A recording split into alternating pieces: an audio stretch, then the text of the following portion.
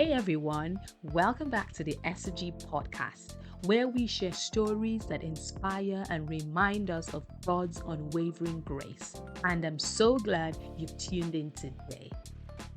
Now, if you've ever felt like your mistakes disqualify you, like you've gone too far or fallen too hard, then this episode is for you. Today, we're walking through one of the most moving restoration stories in all of Scripture, the story of Peter. There's a saying, never say never. And I've come to understand that deeply.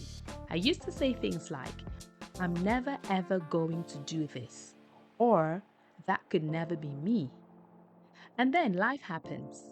And guess what? I end up doing exactly that. Maybe you can relate, or maybe that's just me rambling. But over time, I've learned to speak more humbly and more prayerfully. I lean on grace now before I ever make bold declarations about what I will or won't do. Because, like Peter, I've made promises I couldn't keep.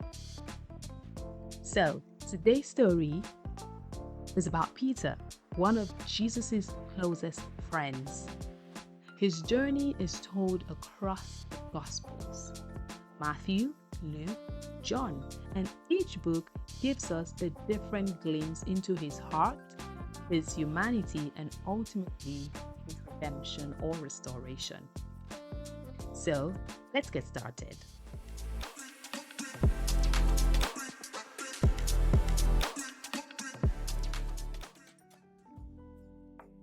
Peter, originally Simon, a fisherman from Bethsaida, was among the first to follow Jesus. When Jesus first met him, he gave him a new name, Peter, meaning rock or stone. You can read this in John 1:35-42, John 1:44, and Matthew 4:18. Peter was passionate, bold, fiercely loyal, a natural leader. He was one of the three closest disciples present at sacred moments like the Transfiguration in Matthew 17:1, Mark 9:2, and Luke 9:28.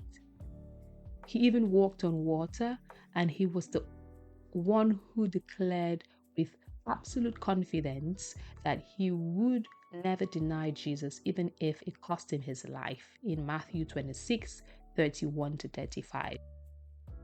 But he did. Now, after Jesus was arrested in the Garden of Gethsemane, Peter followed him, not closely but at a distance, into the courtyard of the high priest.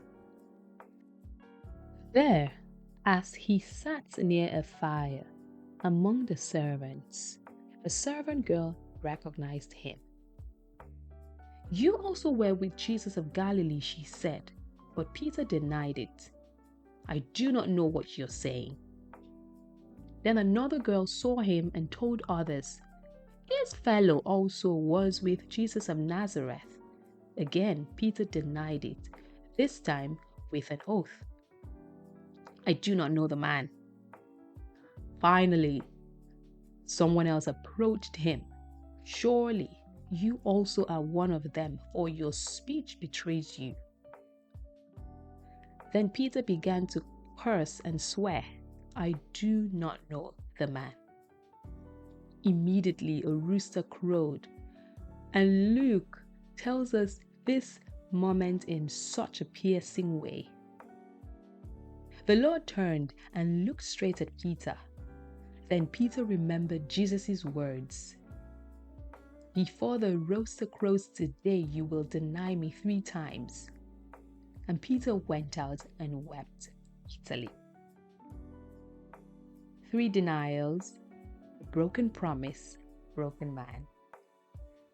Can you just imagine that look from Jesus? A look filled not just with sorrow but with love. It's the kind of moment that pierces the soul. The very thing Peter swore he'd never do, he did. But Peter's story doesn't end in the courtyard. On the morning of the resurrection, the women came back from the tomb with news. He's risen! But the disciples didn't believe them. Their words seemed like idle tales. Still, Peter ran to the tomb. Stooping down, he saw the linen cloth lying by themselves, and he departed, marveling to himself at what had happened. This, to me, feels like a spark, a flicker of hope. Something in him still believed. Soon after, Jesus appeared again, this time by the Sea of Tiberias. The disciples had been fishing all night and caught nothing. "Children, have you any food?" Jesus called from the shore. "No," they replied. "Cast the net on the right side of the boat and you will find some." They obeyed, and the net overflowed with fish. In that moment, John said, "It is the Lord." And Peter, impulsive, passionate Peter, immediately threw his garment and jumped into the water, rushing toward Jesus. What a beautiful picture of grace. Peter wasn't hiding anymore. He ran to the one he had denied. After breakfast, Jesus turned to Peter. "Simon, son of Jonah, do you love me more than these?" "Yes, Lord, you know that I love you." Jesus said, "Feed my lambs." Again, Jesus asked, "Simon, son of Jonah, do you love me?" "Yes, Lord, you know that I love you." Jesus said to him, "Tend my sheep." A third time, "Simon, son of Jonah, do you love me?" Peter was grieved that Jesus asked him a third time and said, "Lord, you know all things. You know that I love you." Jesus said to him, "Feed my sheep. Very truly I tell you, when you were younger, you dressed yourself and went where you wanted, but when you are old, you will stretch out your hands, and someone else will dress you and lead you where you do not want to go." Jesus said this to indicate the kind of death by which Peter would glorify God. Then Jesus said to him, "Follow me."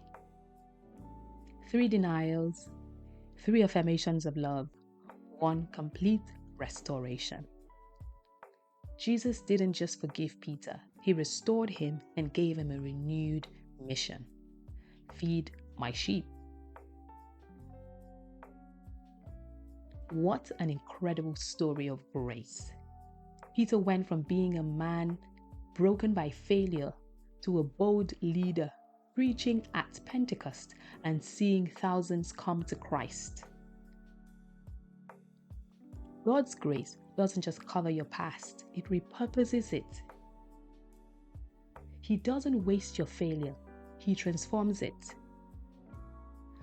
So if you've ever felt disqualified, like you've gone too far, messed up too badly, I want you to remember Peter's story.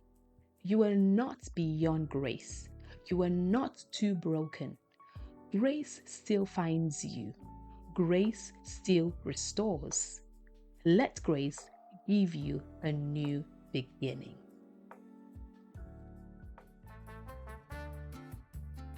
Thank you so much for tuning in to today's episode of the SFG podcast. If Peter's story touched you, please like, share, and subscribe, and send this episode to someone who needs a reminder that it's never too late to be restored. This is the final episode of our April Grace series, but don't worry, we're just getting started. Join me next week for our brand new May series. It's going to be uplifting, rich, and full of faith. Until then, be blessed and never forget, your story isn't over. Grace is still being written. This is MM and you're listening to the SFG podcast.